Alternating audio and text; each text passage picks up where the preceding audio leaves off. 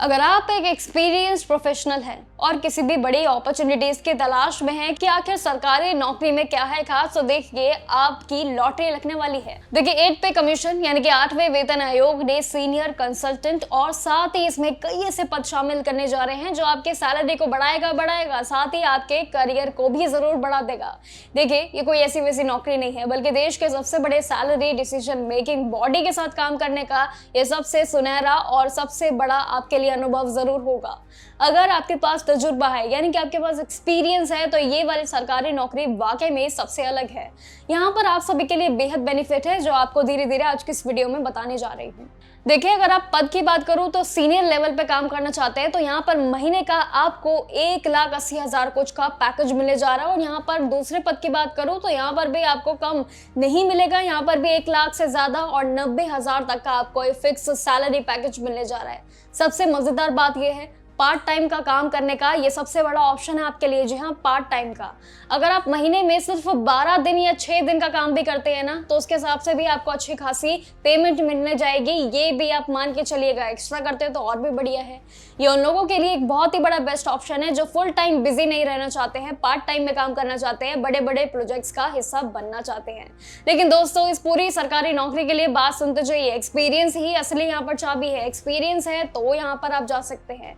Senior level की बात करूं तो यहाँ पर आपकी उम्र 45 साल से कम नहीं होनी चाहिए, ये भी सबसे बड़ी शर्त है। यहाँ पर काम करने के लिए कम से कम 10 साल का अनुभव यानी कि एक्सपीरियंस भी जरूर मांगा गया है। वहीं कंसल्टेंट के लिए बात करूं तो 6 साल का और यंग प्रोफेशनल के लिए 4 साल का एक्सपीरियंस मान के चलिएगा, ये दोनों जगह मांगा है।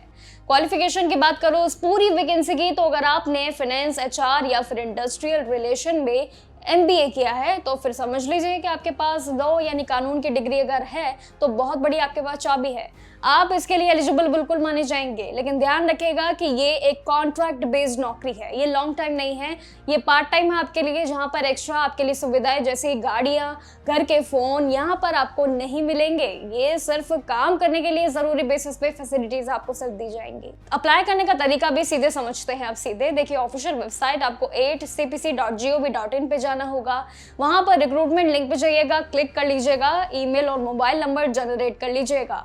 इतनी सारी बातों के बाद कुछ स्टेप्स और भी है। सारे डॉक्यूमेंट जैसे कि आपकी डिग्री, एक्सपीरियंस सबसे बड़ा खेल है इस पूरी ओवरऑल भर्ती का।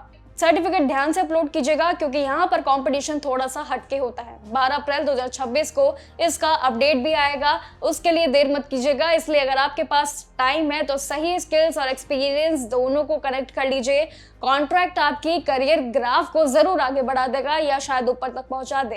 ये बहुत बड़ा आपके लिए समय होगा, बहुत बड़ा काम आपके लिए होगा। पार्ट टाइम अगर रहना चाहते हैं, कॉन्ट्रैक्ट पे रहना चाहते हैं, तो सबसे बड़ा 8 पे कमीशन के साथ जुड़ने का, काम करने का ये बहुत बड़ा मौका है।